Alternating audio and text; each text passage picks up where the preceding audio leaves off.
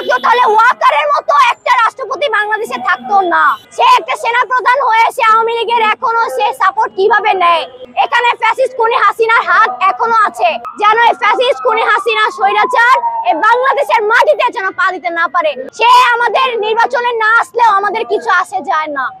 আজকে আমরা জুলাই মঞ্চ থেকে দীর্ঘ 33 দিন যাবত এই জুলাই মঞ্চে অবস্থান করছি এই ফ্যাসিস্ট খুনি হাসিনা স্বৈরাচারের পতনের জন্য, বা সে কিভাবে সাহস করে এত বিভিন্ন ধরনের অপকর্ম অবৈধ কাজ করে এই গুম খুন বিভিন্ন ধরনের স্বৈরাচার ভারতের সাথে হাত মিলিয়ে সে এই দেশের হাজারো ভাই বোনদের মতো আমাদেরকে, এই যে আবু সাইদ বলেন, মুগ্ধ বলেন, এই যে রিফাত বলেন, সাকিব বলেন, এদের মতো হাজার হাজার বীর শহীদেরা শহীদ হয়েছে।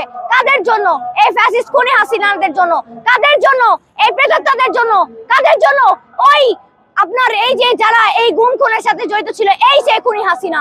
তো এই সে খুনি হাসিনা কিভাবে বাংলাদেশের মাটিতে পাড়া দেয়, কিভাবে সে সাহস করে এই ওয়াকার রাষ্ট্রপতি কিভাবে তাকে ছাই দেয়, সেই অবস্থানের ভিত্তিতে আজ আমরা জুলাই মঞ্চ থেকে আজ আমরা অবস্থান নিয়েছি যেন এই ফ্যাসিস্ট খুনি হাসিনা স্বৈরাচার এই বাংলাদেশের মাটিতে যেন পা দিতে না পারে। এবং আমার আরেকটা কথা থাকবে, সবার উদ্দেশ্যে একটা মেসেজ থাকবে, এই শহীদেরা 200 থেকে হাজারো শহীদ হয়েছে, আপনারা তাদেরকে প্রশ্ন করেন না কেন যে তারা কি আওয়ামী লীগকে আনতে চায়? তারা বলবেন না কেন জানেন? তাদের সন্তানেরা আজকে শহীদ হয়েছে, এই মাটিতে শাহিত হয়েছে। তাদের জন্য, ফ্যাসিস্টদের জন্য, খুনি হাসিনার জন্য। তারা যদি মাফ করে তাহলে এই ফ্যাসিস্ট খুনি হাসিনা আসতে পারবে। তারা, আমার মনে হয় না তারা কোনোদিন এই হাসিনাকে মেনে নিবে।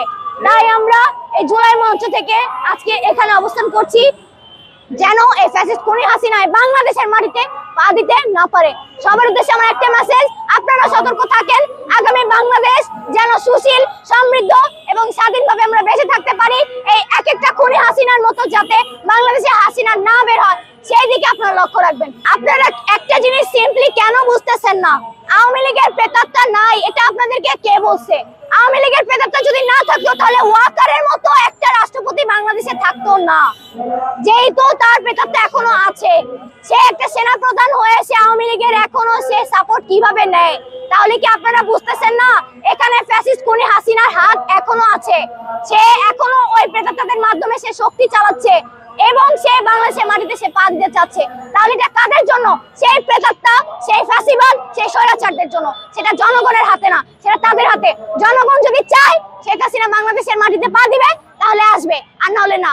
কিন্তু আমাদের মতে এই দীর্ঘ সংগ্রাম করে 24-এর যোদ্ধায় 24-এর গুলি খেয়ে কোনো জনগণ আজ পর্যন্ত বলবে না যে হ্যাঁ এই আওয়ামী লীগ বাংলাদেশে আসুক। যদি শহীদের পরিবার মাফ করে তাহলে আসতে পারে, সেটা আমাদের হাতে না, সেটা শহীদের পরিবারদের হাতে। এখানে আমরা স্পষ্ট দেখতেছি সেনা প্রধানেরই হাত আছে এখানে, না হলে সে কথাটা কেন বলবে যে আই ডোন্ট কেয়ার? এই কথাটা তো তার বলা উচিত হয় নাই। সে বাংলাদেশের রাষ্ট্রপতি ওয়াকার, সে ভুলে গেছে সে একটা প্রধান, সেনা প্রধান সে। তাহলে সে কিভাবে এই কথাটা বলতে পারে? সে আজকে পাওয়ারটা নিচ্ছে ওই ফ্যাসিস্ট খুনি হাসিনার হাত ধরে। তাহলে আপনারা বুঝতেছেন না এই ব্যাপারটা, যে সেখানে তো ফ্যাসিস্ট খুনি হাসিনারই হাত আছে। আওয়ামী লীগ ছাড়া নির্বাচন হবে না। আমরা মনে করি এত কষ্ট, এত ফ্যাসিবাদ, এত গুলি খেয়ে আমরা যেহেতু সংগ্রাম করে আমাদের এই নতুন বাংলাদেশ পেয়েছি, আমরা চাই না এরকম বেঈমান, এরকম খুনি, এরকম গুমখোর, এরকম সুদখোর, এরকম ফ্যাসিস্ট বাংলাদেশে আসুক। সে আমাদের নির্বাচনে না আসলেও আমাদের কিছু আসে যায় না।